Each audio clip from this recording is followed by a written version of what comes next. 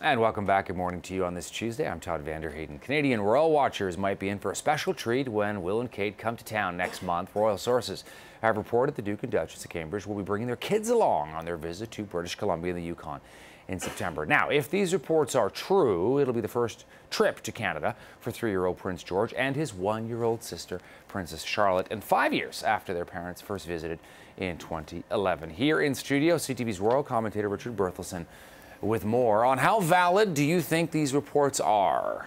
Well, it's always been speculation that they would bring the children on this trip.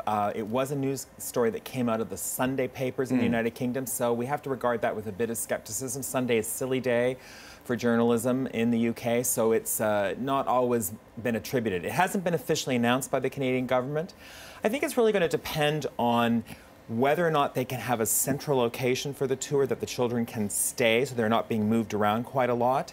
That was the way the tour was orchestrated when they took 9-month-old Prince George to Australia and New Zealand in 2012. So it will depend on whether that's the case, and if they can figure out a central location where the children can stay and then make a few appearances, it's probably a likelihood. I'm wondering about a photo op involving the Prince and his wife and their children and the Prime Minister and his wife and their children. What do you think?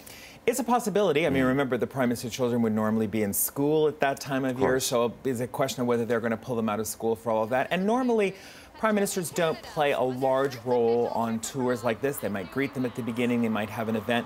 It's possible that's the case, and we know that Justin Trudeau and his family have a great fondness for British Columbia. The Prime Minister himself lived there for quite a while, so he feels a certain degree of ownership around that. But the tour is really going to be an opportunity for them to connect with Canadian charities, Canadian issues that are related to the Duke and Duchess of Cambridge's interests. As we saw with Prince George, he came out for one appearance on his trip in Australia and New Zealand in each of those countries. I wouldn't expect to see him for more than 1 or 2 appearances at the maximum, including the airport. What do you think the reaction will be? Well, I think it's going to be a huge moment. And of course, it's not easy to travel with a 3-year-old and a 1-year-old, and to cross 8 time zones. Yikes. I mean, it's really upsetting to the routine that children need to have.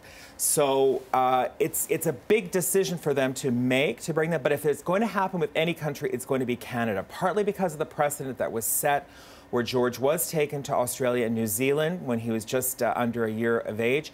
They're going to want to try and balance those scales, and I think there's huge public interest. And we can't also forget that there's a community called Prince George, British Columbia, that probably had their oar in very, very early on this visit. So there's a possibility they're going to get to other areas besides the Lower Mainland and besides Victoria, as well, of course, they're going up to the Yukon, as we know. Methinks you were onto something. Thank you for this, my friend. Appreciate it. Pleasure. Good morning to you.